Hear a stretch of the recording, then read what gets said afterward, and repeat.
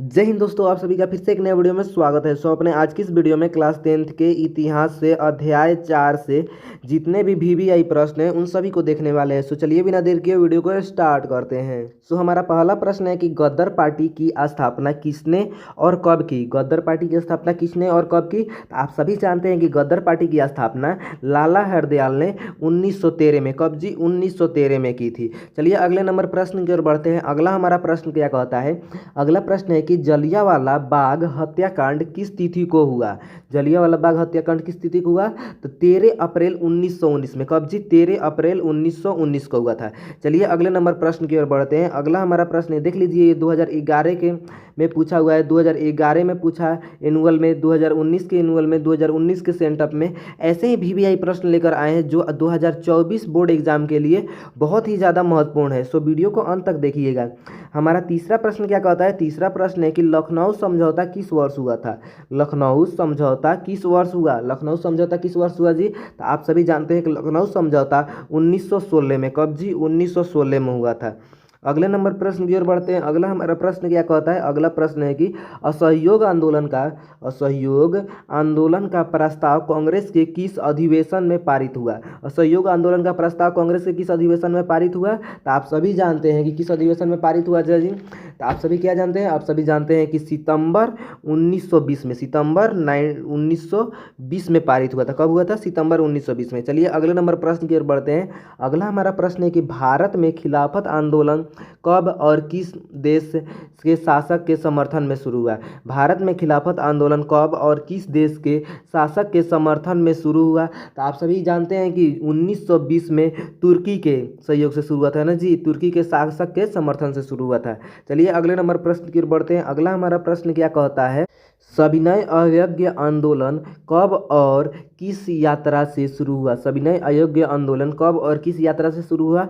ये देख लीजिए, 2019 के एनुअल यानी वार्षिक परीक्षा, 2020 के वार्षिक परीक्षा, 2021 के वार्षिक परीक्षा, लगातार 3 साल पूछा है, तो इस साल भी पूछेगा, यानी 2024 में भी पूछेगा। लिख लीजिए। तो हमारा प्रश्न क्या है। सविनय अवज्ञा आंदोलन कब और किस यात्रा से शुरू हुआ। तो आप सभी जानते हैं कि सविनय अवज्ञा आंदोलन 1930 में डांडी यात्रा से शुरू हुआ था। किस यात्रा से। डांडी यात्रा से शुरू हुआ था। चलिए अगले नंबर प्रश्न की ओर बढ़ते हैं। अगला हमारा प्रश्न क्या है।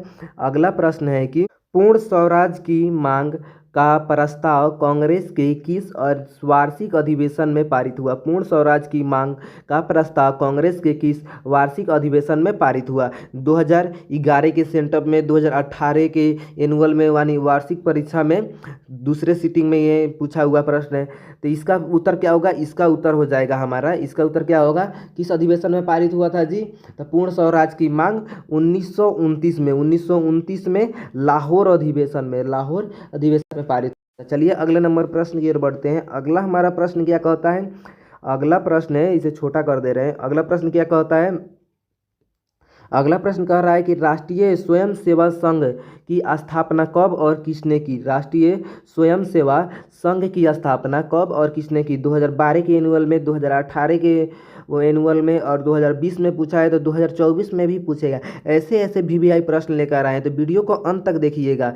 हमारा प्रश्न क्या है। राष्ट्रीय स्वयं सेवा संघ की स्थापना कब और किसने की। तो इसका उत्तर क्या हो जाएगा। इसका उत्तर हो जाएगा 1925 में केबी हेडगेवार ने क्या किया था। राष्ट्रीय स्वयं सेवा संघ की स्थापना की थी। चलिए अगले नंबर प्रश्न की ओर बढ़ते हैं। अगला हमारा प्रश्न क्या कहता है। अगला प्रश्न है कि सरदार वल्लभ भाई पटेल को सरदार की उपाधि किस किसान आंदोलन के दौरान दी गई। वल्लभ भाई पटेल को सरदार की उपाधि किस किसान आंदोलन में दी गई थी। तो आप सभी जानते हैं कि बारदोली में, कब जी, बारदोली में दी गई थी। देख लीजिए, 2013, 2018, 2022, 2024 में भी पूछेगा। ऐसे ऐसे वीवीआई प्रश्न है, तो वीडियो को अंत तक देखिएगा। आपसे एक ही रिक्वेस्ट है, वीडियो को अंत तक देखिए। हमारा अगला प्रश्न है कि रामपा विद्रोह कब हुआ। रामपा विद्रोह कब हुआ। तो आप सभी जानते हैं कि रामपा विद्रोह कब हुआ था। 1916 में। कब जी, 1916 में हुआ था ना जी। अगले नंबर प्रश्न की ओर बढ़ते हैं। अगला हमारा प्रश्न क्या कहता है। अगला प्रश्न है कि वेदों की ओर लौटो, वेदों की ओर लौटो का नारा किसने दिया। वेदों की ओर लौटो का नारा किसने दिया। तो स्वामी दयानंद सरस्वती ने दिया था। किसने। स्वामी दयानंद सरस्वती ने दिया था। यानी हमारा डी नंबर ऑप्शन सही हो जाएगा। चलिए अगले नंबर प्रश्न की ओर बढ़ते हैं। अगला हमारा प्रश्न क्या कहता है कि किसने 1920 ईस्वी में ताशकंद में भारतीय कम्युनिस्ट पार्टी का गठन किया। यानी किसने 1920 में ताशकंद में भारतीय कम्युनिस्ट पार्टी का गठन किया। तो आप सभी जानते हैं कि किसने गठन किया था। M N राय ने किया था। किसने किया था? M N राय ने किया था। यानी डी नंबर ऑप्शन हमारा सही हो जाएगा। चलिए अगले नंबर प्रश्न की ओर बढ़ते हैं। अगला हमारा प्रश्न क्या कहता है? अगला प्रश्न कहता है कि अली मुसलियार ने किस विद्रोह का नेतृत्व किया। अली मुसलियार ने किस विद्रोह का नेतृत्व किया? तो आप सभी जानते हैं कि मोल्पा विद्रोह का नेतृत्व किसने किया था? अली मुसलियार ने किया था। किसने किया था? अली मुसलियार ने। यानी हमारा बी नंबर ऑप्शन सही हो जाएगा। चलिए अगले नंबर प्रश्न की ओर बढ़ते हैं। अगला हमारा प्रश्न क्या कहता है? अगला प्रश्न है कि निम्न में से किसे सीमांत गांधी या बादशाह खान कहा जाता है। निम्न में से किसे सीमांत गांधी या फिर बादशाह खान कहा जाता है? तो आप सभी जानते हैं कि खान अब्दुल गाफर खां को क्या कहा जाता है? सीमांत गांधी या फिर बादशाह खान कहा जाता है। चलिए अगले नंबर प्रश्न की ओर बढ़ते हैं। अगला हमारा प्रश्न है कि चंपारण विद्रोह कब हुआ। चंपारण विद्रोह कब हुआ? चंपारण विद्रोह कब हुआ था जी? तो आप सभी जानते हैं कि चंपारण विद्रोह 1917 में हुआ था। कब हुआ था? 1917 में हुआ था। यानी हमारा डी नंबर ऑप्शन सही हो जाएगा। चलिए अगले नंबर प्रश्न की ओर बढ़ते हैं। अगला हमारा प्रश्न क्या कहता है कि किस अधिवेशन के द्वारा मुसलमानों को प्राथक प्रतिनिधित्व प्रदान किया गया। किस अधिवेशन द्वारा मुसलमानों को प्राथक प्रतिनिधित्व प्रदान किया गया? तो आप सभी जानते हैं इसका उत्तर क्या हो जाएगा। इसका उत्तर हो जाएगा 1909 के अधिवेशन द्वारा। किसके द्वारा जी? 1909 ईस्वी में अधिवेशन के द्वारा मुसलमानों को क्या दिया गया था? प्राथक प्रतिनिधित्व प्रदान किया गया था। चलिए अगला नंबर प्रश्न की ओर बढ़ते हैं। अगला हमारा प्रश्न क्या कहता है? अगला प्रश्न है कि मौलो मिंटो सुधार कब हुआ था। मौलो मिंटो सुधार कब हुआ था? तो आप सभी जानते हैं कि मौलो मिंटो सुधार कब हुआ था जी? 1909 में हुआ था। कब हुआ था? 1909 में हुआ था। यानी हमारा डी नंबर ऑप्शन सही हो जाएगा। चलिए अगले नंबर प्रश्न की ओर बढ़ते हैं। अगला हमारा प्रश्न क्या कहता है?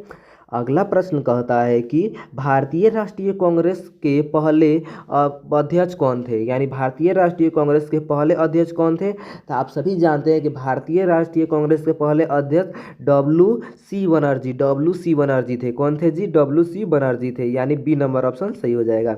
चलिए अगले नंबर प्रश्न की ओर बढ़ते हैं। अगला हमारा प्रश्न क्या कहता है? अगला प्रश्न कहता है कि भारतीय राष्ट्रीय कांग्रेस की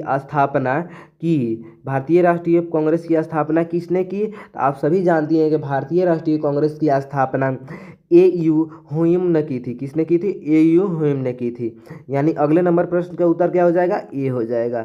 चलिए अगले नंबर प्रश्न को देखते हैं। अगला हमारा प्रश्न क्या कहता है? अगला प्रश्न कहता है कि फॉरवर्ड ब्लॉक की स्थापना किसने की। फॉरवर्ड ब्लॉक की स्थापना किसने की? तो फॉरवर्ड ब्लॉक की स्थापना आप सभी जानते हैं कि सुभाष चंद्र बोस ने की थी। किसने की थी? सुभाष चंद्र बोस ने किए थे। यानी हमारा फॉरवर्ड ब्लॉक की स्थापना किसने किया था? तो सुभाष चंद्र बोस हो जाएंगे। यानी हमारा बी नंबर ऑप्शन सही हो जाएगा। चलिए अगला नंबर प्रश्न की ओर बढ़ते हैं। अगला हमारा प्रश्न क्या कहता है? अगला प्रश्न है कि किस वर्ष साइमन कमीशन भारत आया। किस वर्ष साइमन कमीशन भारत आया? तो किस वर्ष आया था जी? साइमन कमीशन 1928 में आया था। 1928 में साइमन कमीशन भारत आया था। अगले नंबर प्रश्न की ओर बढ़ते हैं। अगला हमारा प्रश्न क्या कहता है? अखिल सभा का गठन किस वर्ष हुआ था। अखिल सभा का गठन किस वर्ष हुआ था? तो आप सभी की जानते हैं कि अखिल सभा का गठन जो है 1936 में। कब जी? 1936 में हुआ था। चलिए अगले नंबर प्रश्न की ओर बढ़ते हैं। अगला हमारा प्रश्न है कि टीपू सुल्तान कहाँ के शासक थे या फिर टीपू सुल्तान शासक थे। तो आप सभी जानते हैं कि टीपू सुल्तान कहाँ के शासक थे? मैसूर के शासक थे। यानी ए नंबर हमारा ऑप्शन सही हो जाएगा। चलिए अगले नंबर प्रश्न की ओर बढ़ते हैं। अगला हमारा प्रश्न क्या कहता है? सिखों के 10वें और अंतिम गुरु गोविंद सिंह का जन्म बिहार के किस नगर में हुआ था।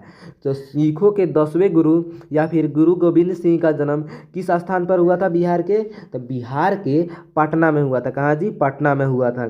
चलिए अगले नंबर प्रश्न की ओर बढ़ते हैं। अगला हमारा प्रश्न है कि ब्रह्म समाज के संस्थापक ना किसने की। ब्रह्म समाज की स्थापना किसने की?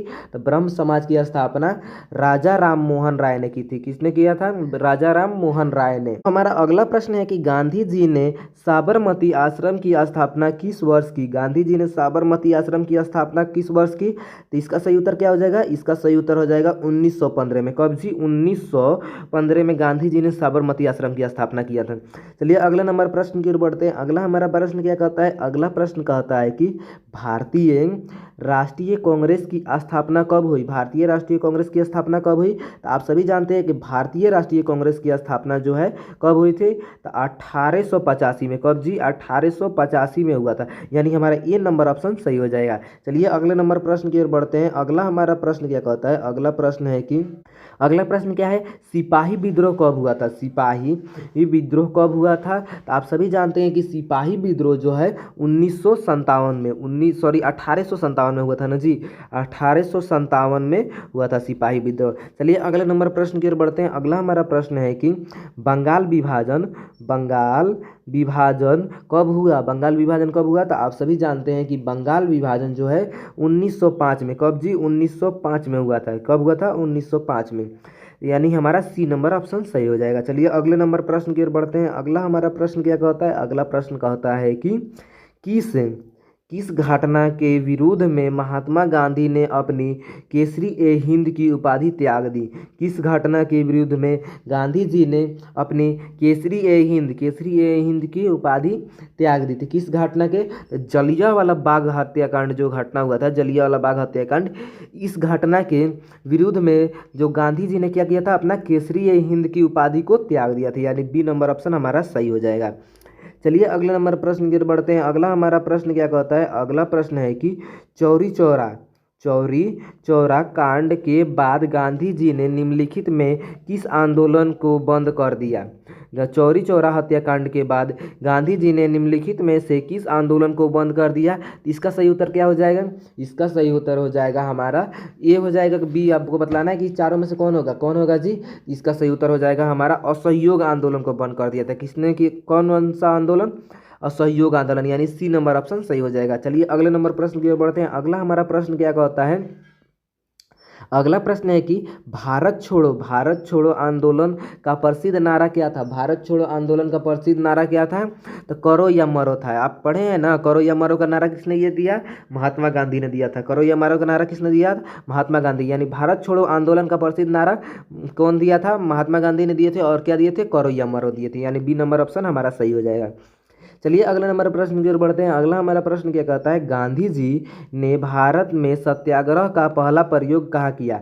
गांधी जी ने भारत में सत्याग्रह का पहला प्रयोग कहाँ किया था? तो चंपारण में किया था। कहाँ किया था? बिहार के चंपारण जिले में किया था। चलिए अगले नंबर प्रश्न की ओर बढ़ते हैं। अगला हमारा प्रश्न क्या कहता है? अगला प्रश्न है कि तीनकठिया प्रणाली किन पर लागू थी? तीनकठिया प्रणाली किन पर लागू थी? तो किसानों पर लागू थी। जिसके लिए कहाँ के किसानों पर? तो बिहार और बंगाल के बिहार और बंगाल के किसानों पर लागू थी। किस पर भी सर? बिहार और बंगाल के किसानों पर लागू थी, जिसे गांधी जी ने चंपारण सत्याग्रह नाम से एक आंदोलन चलाया और इसको दूर किया। चलिए अगले नंबर प्रश्न की ओर बढ़ते हैं। अगला हमारा प्रश्न क्या कहता है? अगला प्रश्न क्या कहता है?